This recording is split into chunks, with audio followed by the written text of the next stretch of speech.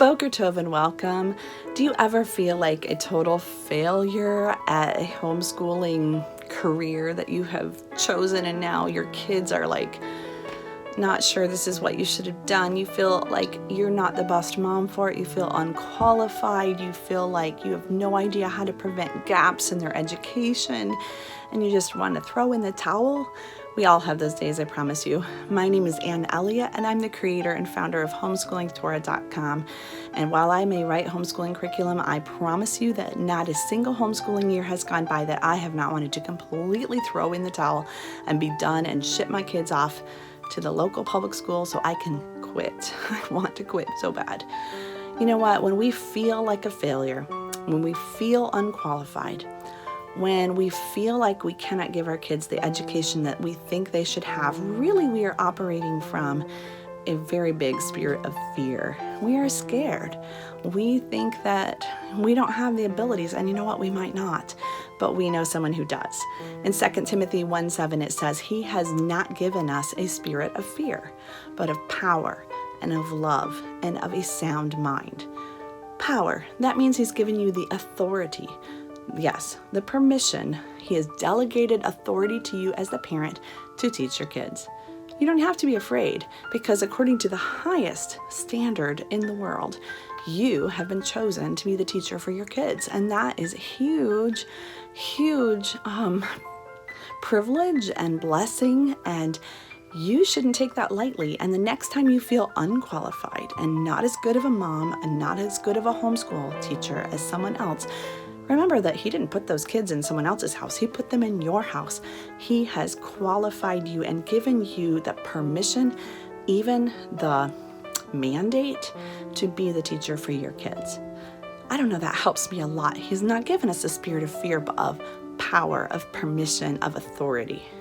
Secondly, he's given us not a spirit of fear, but of love. I'm sorry, but the best teachers in the world, as loving, I know some really great teachers, but nobody loves your kids like you do. Nobody sees them with the same eyes that a mom and a dad do. You can, through loving your children, overcome all manner of hurdles. You know what? You have days that you want to quit. Your kids do too. And on those days, maybe what you all need is a big group hug. And I'm not just trying to be touchy-feely here, but you need to love each other. When you're discouraged and frustrated, the voices rise in your home, the tempers flare, the patience wears thin, everybody's crabby with each other. Maybe the books need to be put down for a minute as you remember why you love each other. We visited with a friend recently, and every so often they pull down a box of cards that's up on their mantle, and they read through those cards, and those cards in them, every person writes what they love about other people, other members of their family, and they pull them down and they read them aloud. They cry because it's really, really emotional. It's wonderful to hear, and they are reminded of how much they love each other. You know, when you have that spirit of fear, love conquers. Love that, get out 1 Corinthians 13 and write out what the definition of biblical love is. And I think it will help you a lot.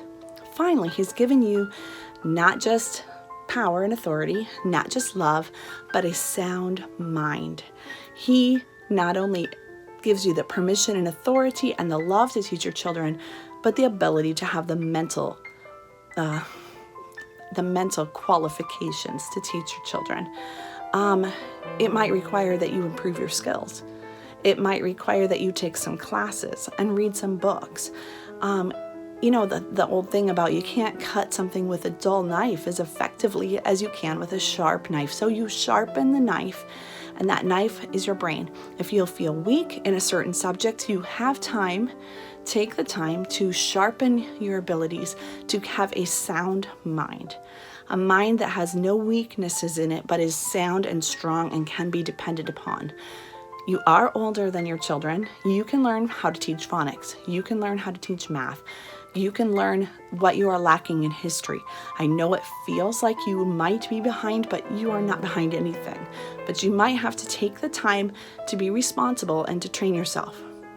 I hope you will visit us today at homeschoolingtorah.com.